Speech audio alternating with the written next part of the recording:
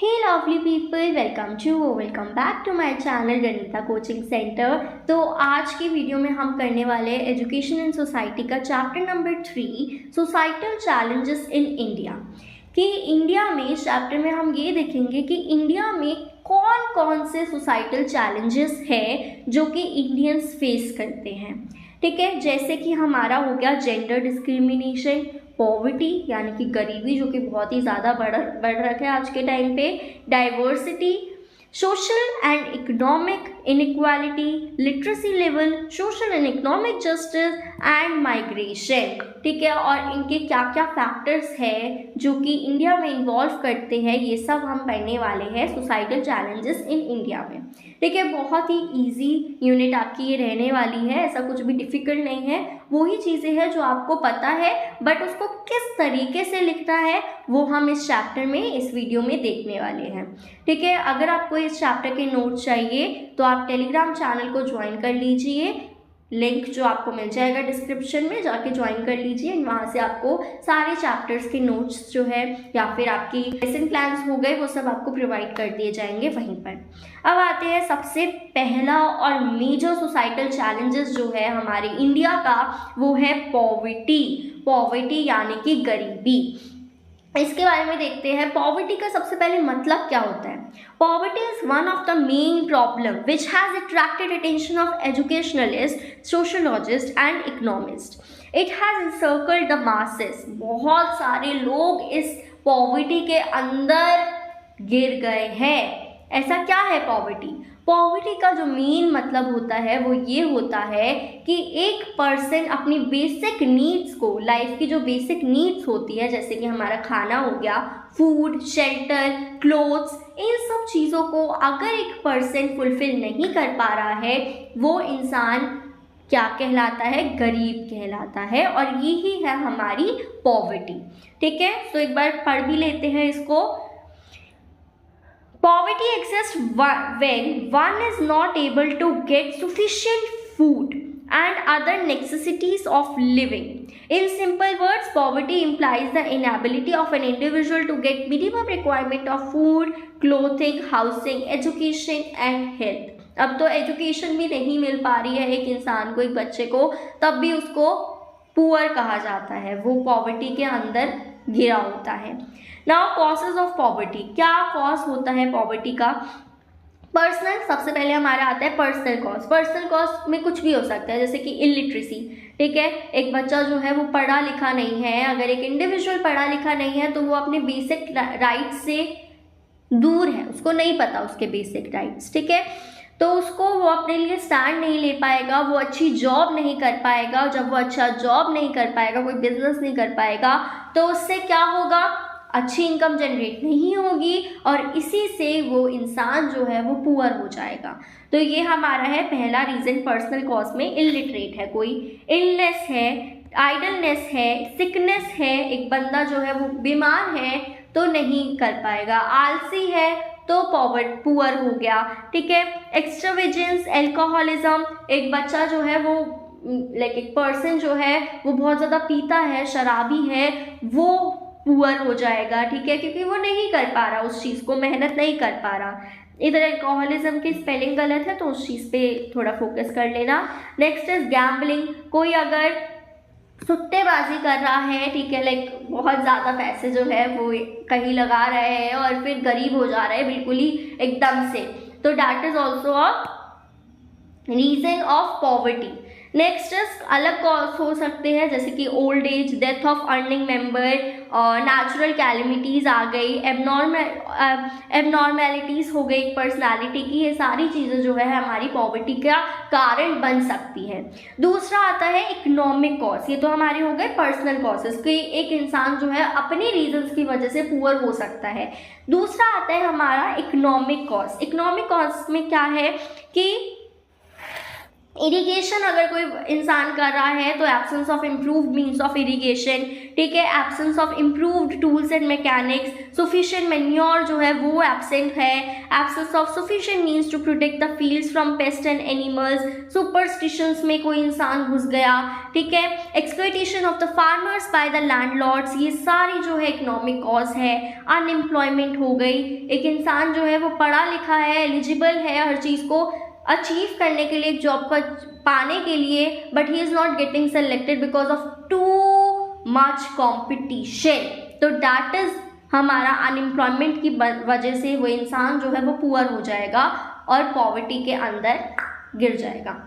आगे आता है अनइक्वल डिस्ट्रीब्यूशन ऑफ वेल्थ। कहते हैं ना कि पुअर जो है, जो एक गरीब इंसान है वो और गरीब होता जा रहा है, और जो रिच है, जो रिच पीपल है आर बिकमिंग रिचर। जो पुअर है, जो गरीब है, वो और गरीब होता जा रहा है, और अमीर होता जा रहा है। तो कुछ तो घपलेबाजी हो रही है ना, कुछ तो हो रहा है ना, जिस वजह से ये सिचुएशन जो है वो आ रही है। एक मिडिल क्लास को पुअर बनाया जा रहा है, बट एक मिडिल क्लास को रिच नहीं बनाया जा रहा। तो ऐसा क्या हो रहा है, इस चीज़ पे फोकस करना चाहिए। हम आने वाली जनरेशन, हम जो लाइक अपकमिंग जनरेशन है, उनको पढ़ाने वाले हैं। We should know about these things कि ऐसा क्या हो रहा है हमारी इकनॉमी में कि एक मिडिल क्लास पुअर बन रहा है, गरीब और गरीब बन रहा है, लेकिन जो रिच है, जो अमीर है, वो मिडिल क्लास वाली पोजीशन पे नहीं आ रहे हैं, वो और अमीर होते जा रहे हैं।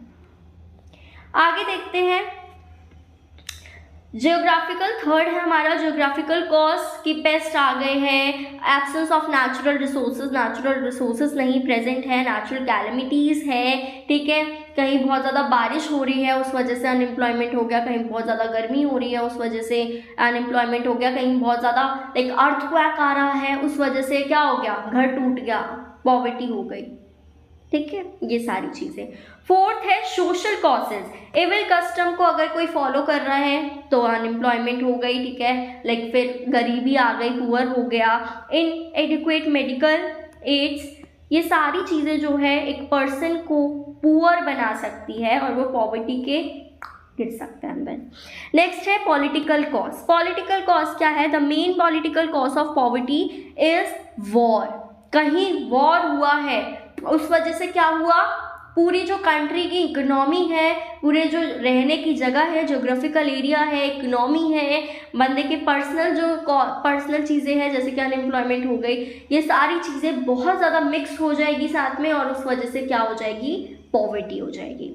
नेक्स्ट है इंक्रीजिंग पॉपुलेशन। ये बहुत ही बड़ा कॉज है आज के टाइम पर पॉवर्टी का, क्योंकि देखो पॉपुलेशन इंडिया में बहुत ज़्यादा बढ़ गई है। इस वजह से क्या हो रहा है, कंपटीशन बढ़ गया है, ठीक है।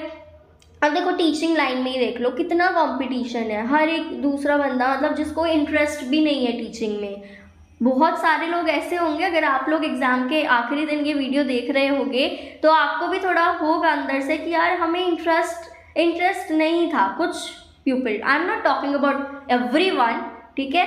तो बहुत होते हैं जिनको इंटरेस्ट होता है, जिनको बच्चे बहुत अच्छे लगते हैं, बट 30 to 40% ऐसे लोग होते हैं ना जिनको इंटरेस्ट नहीं होगा इस चीज़ में, इस लाइन में इंटरेस्ट ही नहीं होगा कि हम क्या नहीं पढ़ा सकते, हम बच्चों के साथ पूरा दिन नहीं रह सकते, सर खपाई नहीं कर सकते, but still they are pursuing this degree because of security, कि अगर दूसरी कहीं किसी जगह जॉब नहीं लगी तो टीचिंग की डिग्री तो होगी हाथ में।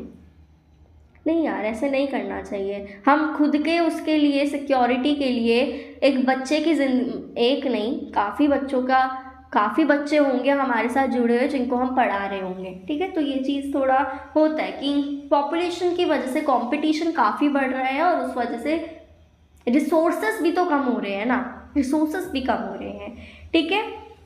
तो ये सारी चीज़ें जो है वो बहुत ही ज़्यादा बड़ा मेजर रोल प्ले करती है पॉवर्टी के लिए। इंडिया में पॉवर्टी क्या है? Poverty in India, they are two inter related aspect, urban and rural property. एक है अर्बन पॉवर्टी और एक है रूरल पॉवर्टी। अर्बन पॉवर्टी जो हमारे शहरों की गरीबी है वो, रूरल पॉवर्टी जो गांव की गरीबी है, गांव से बंदा भाग के आया, गांव से गरीब होके बंदा आ गया सिटी में कि चलो नौकरी की तलाश में चलते हैं, वहां पर उसे गंदी सी नौकरी मिल गई, थोड़े से पैसे मिले, और यहाँ पर जो सिटी में गरीबी बढ़ गई। और ठीक है, तो ये चीज मैटर करती है। The main cause of urban poverty are predominantly impoverishment of rural peasantry that forces them to move out of villages to seek subsistence living in the towns and cities। गांव से लोग यहाँ क्यों आते हैं? नौकरी की तलाश में। In this process they even lose the open space। और इसी प्रोसेस में, इसी चीज़ के लिए, इसी चीज़ के पीछे भागते भागते वो लोग के पास एटलीस्ट उनका खुद का घर था, एटलीस्ट चलो घर नहीं था तो उनके पास खुद के खेत थे जहाँ वो काम कर रहे थे, उनके पास खुली जगह थी, वो चीज़ भी चली गई यार उनकी, और वो यहाँ पर आ गए, सिटी में आ गए, जहाँ पर उनको एक बहुत ही छोटे से कमरे में रहना पड़ रहा है। उसी रूम में वॉशरूम भी है, उसी रूम में आपका किचन भी है, और लोगों को ऐसी सिचुएशन में, ऐसी गंदी गंदी सिचुएशंस में रहना पड़ता है। And this is truth, this is reality. I am not talking about like ऐसे ही बोल दिया कि बुक में लिखा है, नहीं, दिस इज रियलिटी। बांग्लादेश में जब इतना कुछ हुआ तो इतने सारे लोग यहाँ पर आ गए बांग्लादेशीज, और यहाँ पर आके छोटी छोटी जगह पे छोटे छोटे कमरों में रहने लगे। गांव से इतने लोग यहाँ पर आए हैं नौकरी की तलाश में, बट यहाँ की नौकरी की सिचुएशन भी इतनी अच्छी कहाँ है।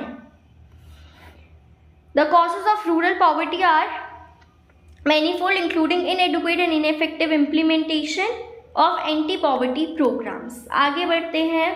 Since the 1970s, the Indian government has made poverty reduction a priority in its development planning। बोलने को 1970s से इंडियन गवर्नमेंट ने सबसे ज़्यादा प्रायोरिटी जो है पॉवर्टी पे दे रखी है, बट गरीबी तो और बढ़ती जा रही है। क्या दिक्कत हो रही है हमारे पॉलिटिकल सिस्टम में? कई वीडियो में नहीं बात करते। Launched in 1965, India's public distribution system has help made people basic food needs by providing rations at subsidised prices. कुछ अच्छी चीज़ें हुई हैं, जैसे कि 1965 में क्या हुआ, हमारा पब्लिक डिस्ट्रीब्यूशन सिस्टम, जिसमें हमारे राशन कार्ड, जो गरीब लोग हैं उनके राशन, पुअर पीपल के राशन कार्ड्स बनाए गए, और उसके ज़रिए गवर्नमेंट जो है बहुत ही कम अमाउंट में खाना प्रोवाइड करती थी, राशन प्रोवाइड करती थी। ठीक है, कि कोई बंदा जो है वो भूखा ना मरे, भूख के कारण ना मरे। Rural poverty is largely a result of low productivity and unemployment. आगे आ जाते हैं नेक्स्ट टॉपिक। ये सब हमारा था पॉवर्टी के बारे में, यहीं पर हमारा पॉवर्टी का टॉपिक खत्म होता है। नेक्स्ट हमारा जो चैलेंज है, सोसाइटल चैलेंज है, वो है डाइवर्सिटी। डाइवर्सिटी क्या है? इतने लोग हैं, कोई हिंदू, कोई मुस्लिम, कोई क्रिश्चियन, इतने लोग हैं हमारे इंडिया में, और इतने लोगों के बीच में एम्प्लॉयमेंट डिस्ट्रीब्यूट हो रही है, बहुत सारी चीज़ें डिस्ट्रीब्यूट हो रही है। ठीक है, तो ये जो डाइवर्सिटी है ये यही है कि देयर आर वेरिड ग्रुप्स, अलग अलग तरीके के ग्रुप्स हैं। India is a big country and also has largest democracy. The country is big and the variation in its geographical features provide the base for diversity. Now diversity leads to diversity क्या किस चीज़ को lead कर रही है? Prejudices, discrimination, inequality, communalism, ठीक है, casteism, regionalism, linguism, इन सब चीज़ों को ये डाइवर्सिटी जो है वो प्रमोट कर रही है। ठीक है, अलग अलग कास्ट के लोग हैं, ठीक है, अलग अलग डिस्क्रिमिनेशंस उनके साथ हो रहा है, इनइक्वालिटी हो रही है कि यार ये तो बिहारी है, I will not talk to him, I will not talk to her, she or he is Bihari, what? ठीक है, she or he is she or he belongs to lower caste, what? So what? You are educated, you should treat everyone equal. हम शुरू से social science में पढ़ते आ रहे हैं कि लोगों को इक्वल ट्रीट करो, फिर वही चीज़ हम अपनी रियलिटी, रियल लाइफ में लेके आ रहे हैं। This is wrong, no? Okay, आगे बढ़ते हैं। Unity in diversity. डाइवर्सिटी में यूनिटी भी है। देखो, ऐसा नहीं है कि सारे लोग ऐसे ही हैं, जैसे अभी मैंने बात करी, बहुत सारे लोग जो है वो डाइवर्सिटी में, यूनिटी इन डाइवर्सिटी में बिलीव करते हैं। Each and every region of the country portraits different custom, है ना। पंजाब वाले पंजाबी जो है वो अपना अलग कस्टम फॉलो कर रहे हैं, ठीक है, दूसरे लोग जो है वो अपना अलग कस्टम और रिलीजन फॉलो कर रहे हैं। तो बहुत ही अच्छा लगता है जब अलग अलग ट्रेडिशन जो है वो फॉलो होते हैं एक कंट्री में। But though we speak different language yet we are all Indians, हम अलग अलग लैंग्वेज बोलते हैं but still we are Indians, हम जुड़े हुए हैं। Unity in diversity has been the distinctive feature of our culture. Some important facts about the unity in diversity, कुछ इंपॉर्टेंट फैक्ट जो है यूनिटी इन डाइवर्सिटी के वो ये हैं।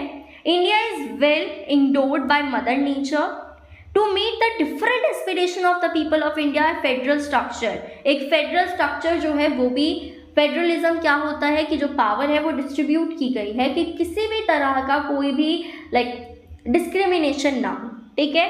The people in India have equal right, सबके पास equal right है, चाहे वो किसी भी कास्ट से, किसी भी रिलीजन से बिलोंग करते हो, सबको एक वोट दिया जाता है कि सबके पास एक वोट है देने के लिए, चाहे वो लड़का हो, चाहे वो लड़की हो, चाहे वो हिंदू हो, चाहे वो मुस्लिम हो, सबके पास है। Religious tolerance is a unique feature of India. We firmly believe in freedom of thought and freedom of expression. हमारा कॉन्स्टिट्यूशन इतनी अच्छी तरीके से फ्रेम किया गया है कि हमारे जो रिलीजन है, हमारे जो हमारे इंडिविजुअल पे, हम पे कोई किसी भी तरह का कोई भी दबाव या किसी भी तरह का कोई भी डिस्क्रिमिनेशन नहीं दिया गया है, एटलीस्ट हमारे इंडियन कॉन्स्टिट्यूशन में।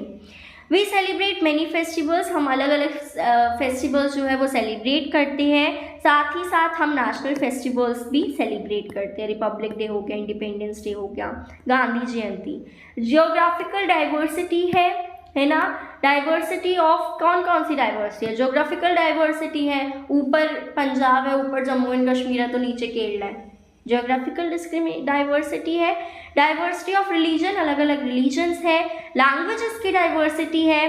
क्लोथ्स की, अटायर की डाइवर्सिटी है, पंजाब वाले सूट पहन रहे हैं, नीचे लुंगी पहन रहे हैं, ठीक है, केरला वाले, ये सब डाइवर्सिटी। फूड हैबिट्स में डाइवर्सिटी है, केरला वाले चावल खा रहे हैं, ठीक है, मक्के की रोटी ऊपर पंजाब में खाई जा रही है। कल्चरल डाइवर्सिटी है, पॉलिटिकल डाइवर्सिटी है, ठीक है। तो ये हमारा डाइवर्सिटी का टॉपिक हमने कवर कर लिया है और साथ में पॉवर्टी का भी कवर कर लिया है। नेक्स्ट टॉपिक जो है हम नेक्स्ट वीडियो में कवर करने वाले हैं, तो स्टे ट्यून्ड, अगली वीडियो जल्दी आने वाली है, कल ही आ जाएगी, कल ही अपलोड हो जाएगी। So this is all about this video, I will meet you in next video. अगर आपने चैनल को अब तक सब्सक्राइब नहीं किया है तो अभी सब्सक्राइब कर लीजिए। तब तक के लिए बाय बाय।